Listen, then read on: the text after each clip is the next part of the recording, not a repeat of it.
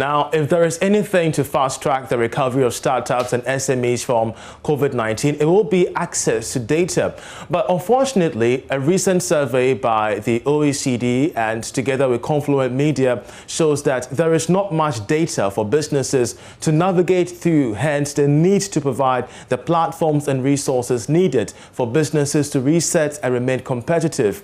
Under this metric, the research redefines what smart cities are using the power of data.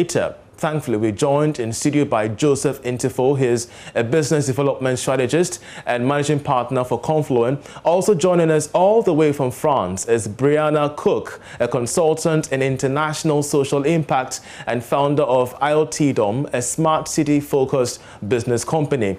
Of course, we welcome both of you to the program. I want to start off with you, Joseph. Walk us through the highlights of this research. Thank you very much, Charles, and I'm happy to be here. Good afternoon to your cherished viewers. Yeah, Confluent Media launched, let me say, a Voices for Peace campaign prior to the 2020 elections. And we did that with IoT-Dom, Brianna Cook, I can see online. And then we also did it with, what's the name, Social Suite of Australia. The main focus was to look at building smart cities, providing accurate and good data for business decisions.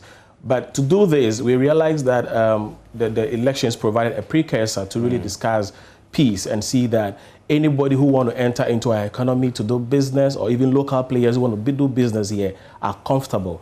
So to do this, what the research sought to do was to measure the sentiment of our people in the local communities with looking at their safety, how secure they are. Two, we also wanted to find out how people feel they could associate with their community. So we called it the community pride.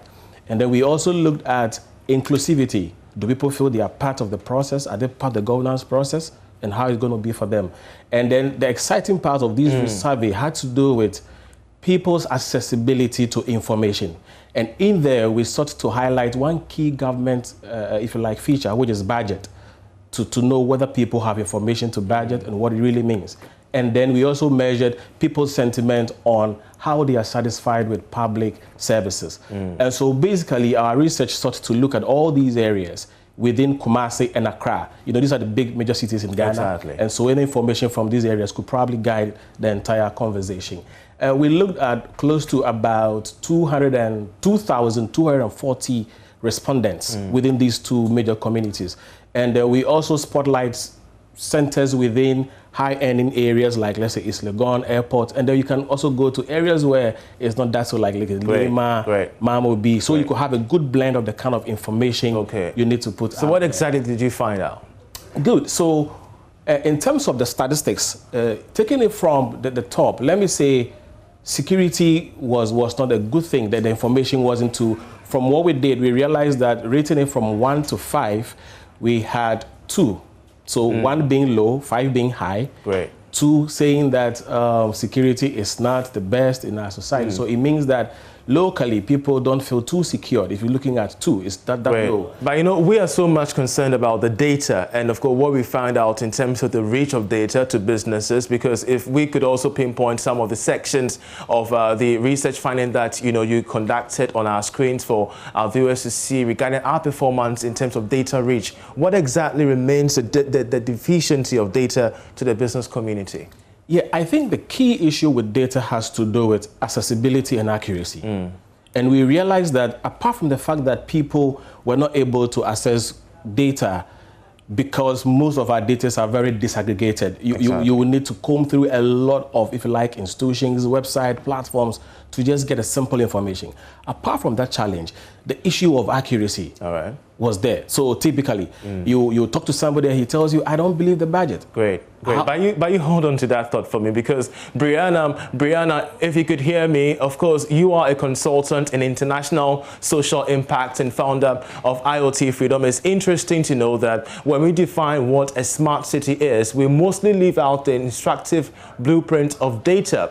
Tell me, what about data makes a smart city? Yes, thank you so much also for the introduction and for having me. Thank you, everyone, also in Ghana. So data, essentially, to the smart city is what food is to the body or what gas is to the car. It makes everything operate efficiently and, if you will, more smartly. So without realistic, timely, and disaggregated data, we don't have the full knowledge and capacity to understand how we can truly expand our cities to reach their ultimate goals. So the Sustainable Development Goals, a lot of these activities that we've set out to achieve by the year 2030. So data essentially is that main driver and should be treated like a commodity within a smart city, just as gas is for transportation and manufacturing. Well, so speaking about that, of course, the modules that you implement help us understand the outlook for Ghana. Yes, definitely. So the outlook for Ghana is very positive from my perspective.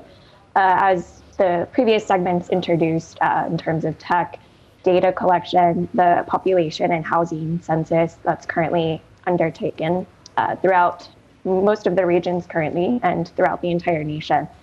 The outlook is very large. There's a lot of capacity, and we need to continue to move forward with these goals and with this same action to be able to ensure that we have the data to provide the public services and the information that the population is so much demanding. Well, but having taken a look at this research paper, which encompasses matters of security, data, and even all the issues, regarding the SDGs, what efficient solutions there are, in your point of view, that can be applied here in Ghana to ensure efficiency along these lines? Yes. So as my colleague Joseph also mentioned briefly, the transparency and openness to data. So creating portals for open information and also disaggregating this data so that you don't necessarily have to have an advanced degree to understand what the data means. So it's easy to understand. Anyone can read it. Anybody that has a business idea to help foster and innovate entrepreneurship in the communities. The data can be used to harness, for instance, housing projects, agricultural projects, and different things within the regions. One thing I get out of the conversation is this definition of a smart city, because as you already know, Joseph, whenever we hear of the smart cities, we think about technology, but now we are being opened up to the potential of data. So moving forward, Brianna, what kind of emergent steps, policy directions do you think government stakeholders must adopt to ensure that the blueprint for data is so solid?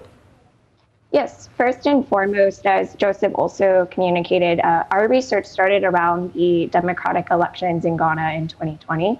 But peace must be at the core within data collection. People must understand the reason why the data is being collected, and also fostering trust and transparency in the data so that people can rely on it and know that it's able to be trusted. It's not going to be used for profit or for other material gains or be put into the wrong hands, as we see with so many cybersecurity threats.